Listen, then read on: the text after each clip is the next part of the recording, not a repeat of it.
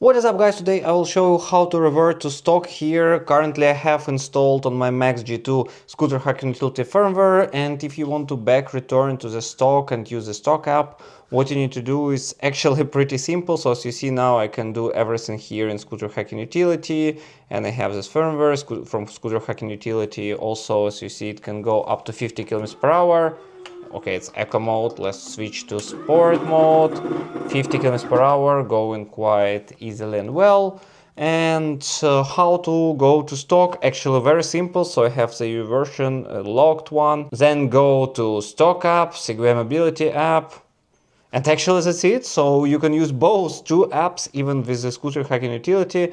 What you need to do just to wait until it will be connected after scooter hacking utility app. So taking some time, click 1, 2, then it's connected, so you can use the stock app now.